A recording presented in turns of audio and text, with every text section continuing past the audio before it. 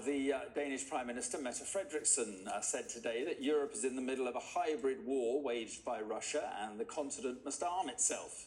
Her comments come as countries bordering Russia are trying to work out how to counter the increasing threat from Soviet drones, with the Kremlin believed to be behind a series of incursions into NATO airspace. Let's speak to the security analyst, hybrid warfare expert, Maksym Beznosiuk.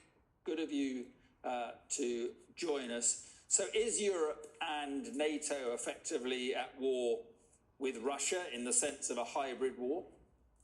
Absolutely, absolutely. And what we can observe, this attacks are on the rise, and Russia has been applying hybrid warfare playbook, so using different tools, and we can see fourfold increase in 24 versus 23. And this year, we see also a continued rise in those hybrid attacks. We can see all types of attacks, sabotage, arson attacks, even attacks against some people associated with the defense industry.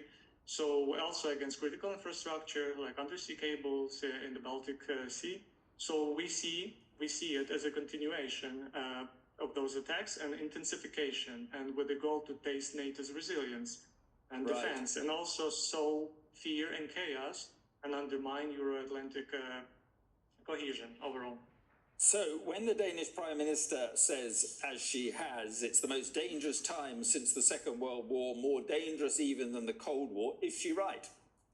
Absolutely, it's a right statement, because we see intensification, and actually even events that preceded Zapad 25 exercises, military exercises, during which Belarusian and Russian troops actually tested firing nuclear weapons at Europe.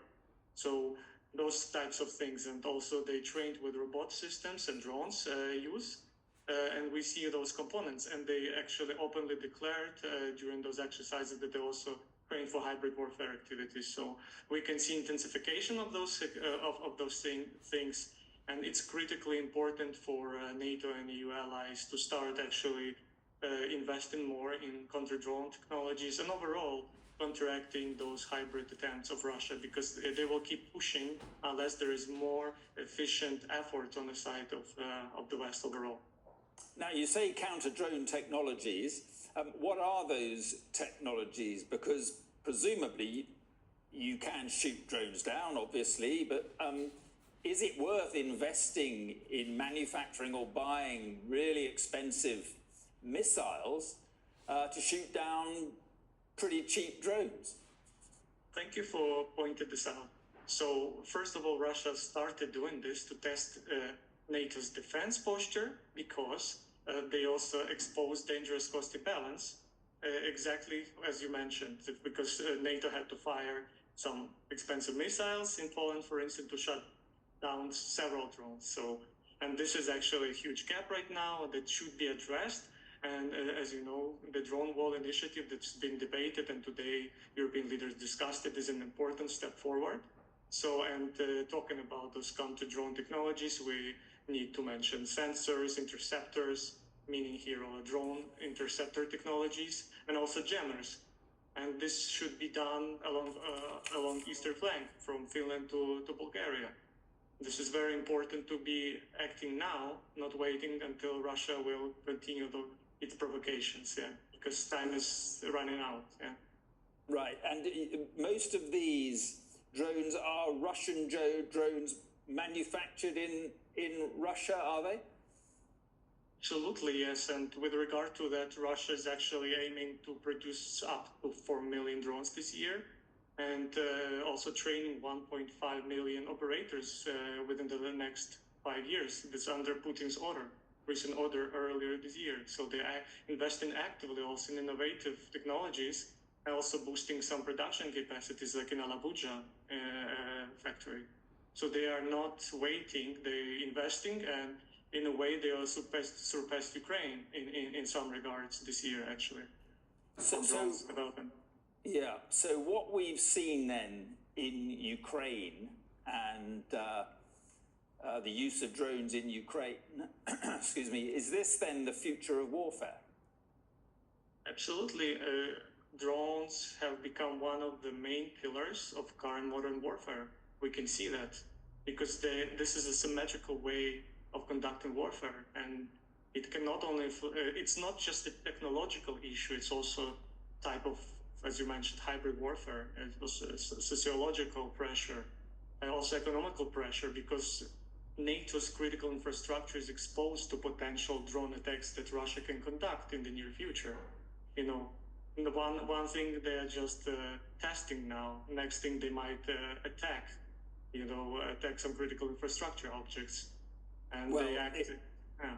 Yeah, just sorry to interrupt you. It's interesting. Sergei Lavrov has been speaking today. He says, my country has no intention of attacking the EU or NATO. What do you make of that? Or more importantly, what should NATO make of that? Well, they said that they will not attack Ukraine in 22. And just to remind you, during Zapad 21 exercises, military exercises that preceded the invasion of Ukraine, they stated the same. Yet they trained troops, stationed them in Belarus, and they invaded. Yeah, I'm not saying it's going to happen again now, but they are very offensive in their efforts, and they want to take over at least 4 oblasts in Ukraine, or to go as far as they can. So I don't think that this should be something that we can disregard right now. Yeah. So. And Max, just finally and very briefly, I think we've only got about 30 seconds left. NATO, are you saying NATO's got a lot of catching up to do when it comes to hybrid warfare and drone warfare in particular? Absolutely. Look, there's some room for improvement, definitely. Yes, and this is very important to ensure more efficient coordination in response to these attacks. It's important also to leverage some Ukrainian battlefield experience. And actually, Ukraine already sent a group of experts to Denmark earlier this week to do that. So it's important to use Ukraine to engage with Ukrainian expertise on drones and counter-drones technologies, because Ukraine has built successful layered air defense that actually helps to neutralize most of those drone attacks. Okay, Max, I appreciate you coming on to talk about this. Thanks very much indeed.